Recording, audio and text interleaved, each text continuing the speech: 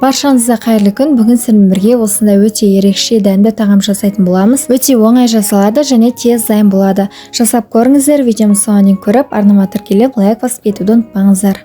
Алдымен қамырын илеп аламыз. Салқын судың үстіне дәміне қарай тұз және пісте майды қосып араластырамыз. Одан соң үстіне ұнды қосып, жақсылап қаттылау қамыр илейміз. Қамыр қолға жабыспай тұру керек. Одан соң бетін жауып, оның 5 минутқа демалдырып қойып қоямыз. Қамырдың бетін жапқаннан кейін қайтадан 5 минуттан кейін 2-3 рет ашып, тағы да илеп отыратын болса, қамырымыз біркелкі, жұмсақ, жақсы болып шығады. Одан соң салмасын дайындауға кірісеміз. Салмасына бізге фарш керек болады. Үстіне майдалап 4-5 етіп туралған пиязды қосамыз. Одан соң үстіне дәміне қарай тұз және перецті қосып жақсылап араластырамыз. Біздің салмамыз дайын болды.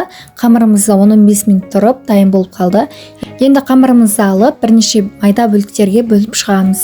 Қамырды бірінші осылай сопақ етіп илеп аламыз. Одан соң бірнеше майда бөлікке дайындағаннан кейін бөліп шығамыз. Көлемі видеодағыдай болып шығады. Одан соң осы қамырларды дөңгелектеп шығамыз. Барлығын дөңгелектеп жаюға дайындап қойдық. Одан соң осы қамырымызды алып, жұп-жұқа етіп жайып шығамыз. Сонымен қатар менің каналымда басқа да ерекше ыстық тағамдардың, дәмді тағамдардың рецептері бар.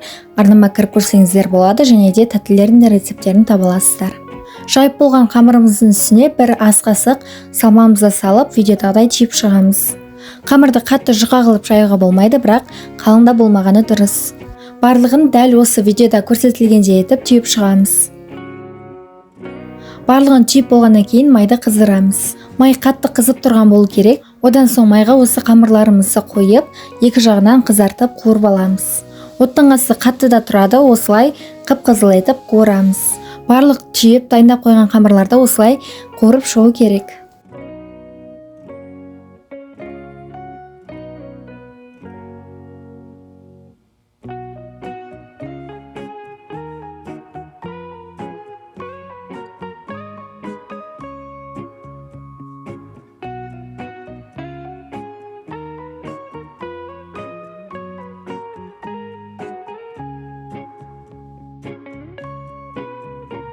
Барлық қамырымыз осылай қызарып, әдемі болып шықты. Енді бөлек ыдыста суық судың үстіне дәміне қарай тұз және перец қосып, жақсылап араластырамыз.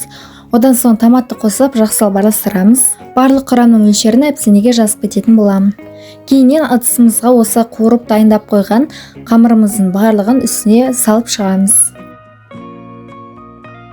Үстіне жаңағы дайындап қойған суымызды құямыз да, бетін жауып, жайықтап пісіріп аламыз. Осымен біздің ерекше тағамымыз дайын болды. Өте оңай әрі тез дайын болады. Өте дәмді болып шықты. Сіздер де жасап көріңіздер. Менің видеом ұнаған болса, мені қолдап, арнама тіркеліп, лайк басып кетіңіздер. Әлде көптеген рецепттер болады.